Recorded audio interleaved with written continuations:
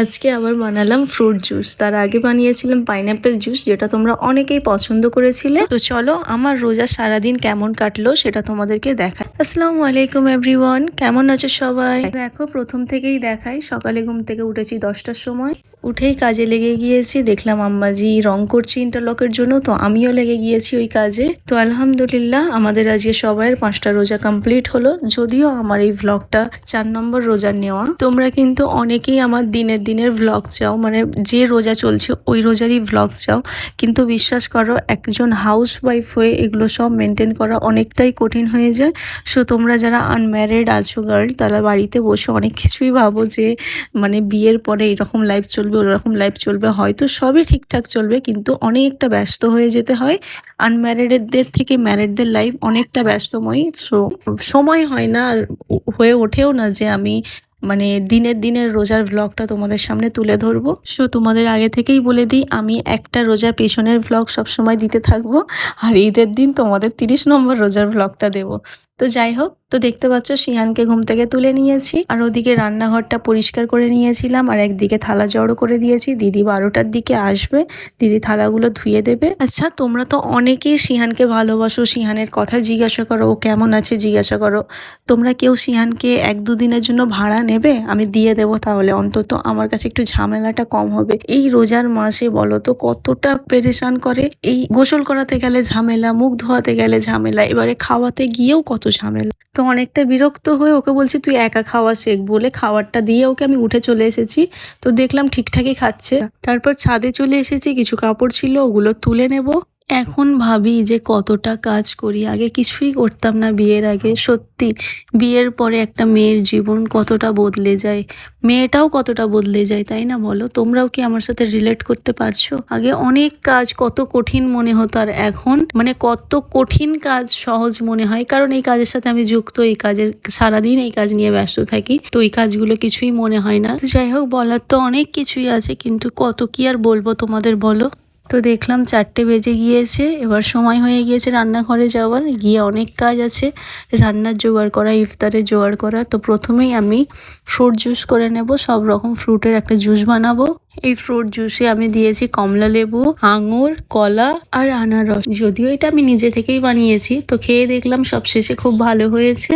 তো তোমরা অনেকেই কদিন ধরে অনেক কমেন্টস করছো তা তোমাদের নামগুলো নেওয়ার, কিন্তু আমার নাম নেওয়া হয়নি। তো চলো তোমাদের সুন্দর সুন্দর কমেন্টস গুলো পড়ি। হ্যালো সারিকা বাগানি, কেমন আছো? ডায়মন্ড হারবার থেকে। আর ফার্স্ট কমেন্ট যে করেছিল সে হলো it's me Maimuna. Thank you Maimuna. চলো তোমাদের সাথে গল্প করতে করতে আমি কাজগুলো করে নিই, আর আমি তোমাদের সুন্দর কমেন্টস গুলো পড়ছি, সেগুলো তোমরা একটু মন দিয়ে শোনো। জেসমিন খাতুন লিখেছে, আপা তুমি অনেক ভালো, ওই জন্য বাকি ক্রিয়েটর বা ভ্লগারদের থেকে একদমই আলাদা, আর তোমার ব্যবহার মাশাল্লাহ, তুমি এভাবেই এগিয়ে যাও, আমরা তোমার পাশে আছি, তুমি আরো বেশি সাকসেসফুল হবে ইনশাল্লাহ। Thank you Jasmine Khatun, thank you so much. ওয়ালাইকুম আসসালাম সরফরাজ নওয়াজ। সারা আলী লিখেছি, ইনশাল্লাহ শাহির খুব তাড়াতাড়ি সুস্থ হয়ে যাবে। আর সোহানি লিখেছে, আপা আমার নামটা নেবে, তোমার ভিডিওর সব আমার দেখতে ভালো লাগে। Thank you Sohani. আর স্যাম শেখ লিখেছে, ওয়ালাইকুম আসসালাম, আপনি খুব ভালো বউ, ভালো মা, ভালো ওয়াইফ, বাট আমার কি ভালো ফ্রেন্ড হবে? অবশ্যই হব। আর তুমি ভালো আপা, তুমি ভালো দিদি, তুমি ভালো ভ্লগার, এইসব কমেন্টে তো পুরো ভর্তি হয়ে আছে, কত আর পড়বো এই কমেন্টস। তোমরা প্রায়ই আমাকে এই কমপ্লিমেন্ট দিতে থাকো যে তুমি আর সব ভ্লগারের থেকে আলাদা। থ্যাংক ইউ সো মাচ যে তোমরা এটা আমার মধ্যে খুঁজে পাও, আর আমার কোথাও ভুল হলে সেগুলোও অবশ্য ধরিয়ে দিও। আর আমি এদিকে রান্নাঘরে এসেছি, আম্মাজি আমাকে বললো তরকারিটা একটু দেখে নাও, আর পিছন দিক থেকে আমার হাজবেন্ড আমাকে অনেক রাগাচ্ছিল, তাই আমি মুখটা অনেক রকম করছিলাম, দেখে তোমরা হয়তো বুঝতে পারছো।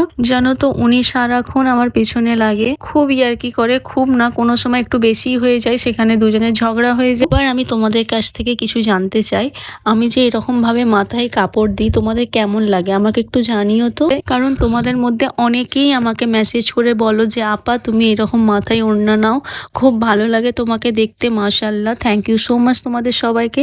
তাই ভাবলাম একটু তোমাদের সামনে আমি আমার থোবড়াটা নিয়ে আসি, এসে তোমাদের জিজ্ঞাসা করি সত্যি কি ভালো লাগে। তারপর এবারে রান্না তো কমপ্লিট হয়ে গিয়েছে, তো সব জিনিস ফ্রিজে রেখে দিচ্ছি। তারপর দেখলাম যে ছোলা রয়েছে, ছোলাটা একটু খেয়ে নিলাম। কি বলতো, ইফতারের সময় তো একসঙ্গে এত কিছু আর পেটে ঢোকে না, একটু রাতের দিকে খিদে পায়। আর এদিকে দেখো শাহিদের জ্বর এসেছে, ওই জন্য ওকে আমি কোলে শুইয়ে দিয়েছি। আর ওদিকে সিহান রাগ করে বসে আছে, বলছে আমাকে তো কোনোদিন কোলে নেয় না, সবসময় ভাইজানকেই কোলে নেবে। ওর একটু বেশিতেই সব কিছুতেই একটু বেশি আরমান হয়ে যায়, বেশি রাগ হয়ে যায় ও, ওই জন্য ও কাঁদছে আর অনেক কিছু মানে আদরের কথা বলছে।